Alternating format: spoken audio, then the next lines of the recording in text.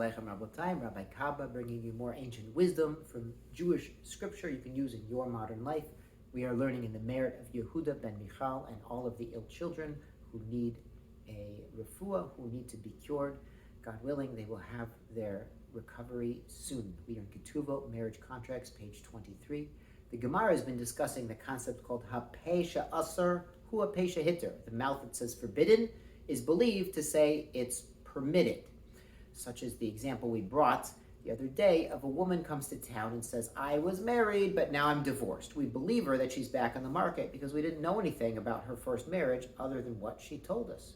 Or a man who comes and he says to a younger man, this was your father's field that I'm using, but I bought it from him years ago.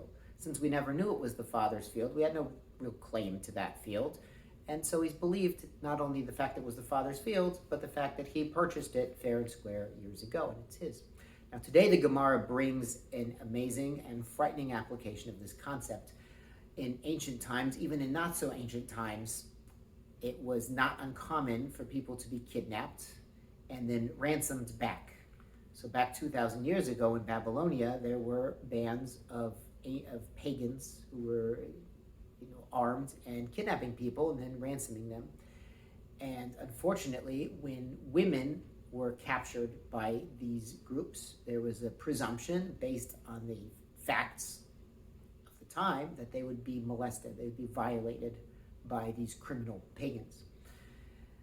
So if a woman had showed up and we know she was captured, there was a presumption she was violated. It's only if a woman, if we don't know anything about the woman, she shows up, she says, I had been captured, I escaped, but don't worry, I was not violated. So then we didn't know anything about her being held captive without her mouth, without her informing us. So we also believe her to say that she wasn't molested. But in the absence of that, or in the absence of witnesses who can testify that this woman was untouched, the presumption based on reality of the time was that she was in fact violated. And it makes you appreciate the very safe, very comfortable modern world we live in, because up until very recently in human history, a lot of people, a lot of the time, were at the mercy of the worst elements of society, especially women were at their mercy.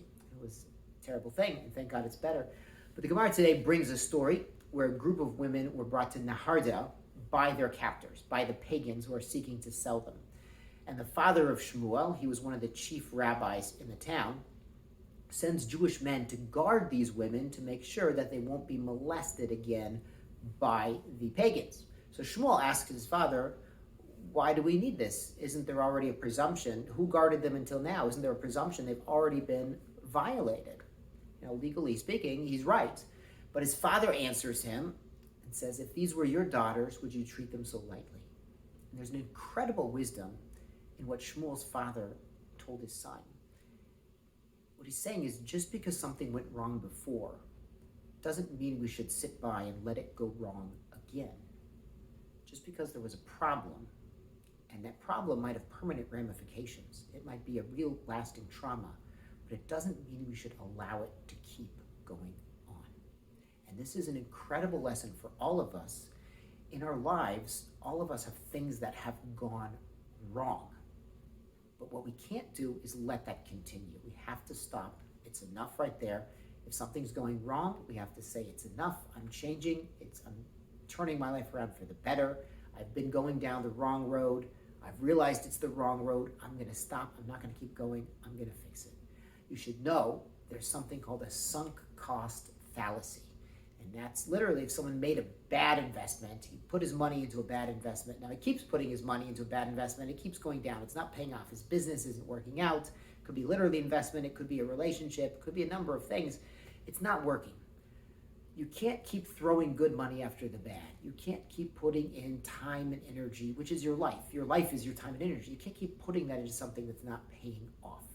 If you're going down the wrong road, you're putting your effort into the wrong cause, stop right now and turn it around and do something else.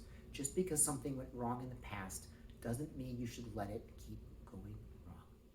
It's an incredible bit of wisdom for all of us. Have a wonderful day. Be blessed.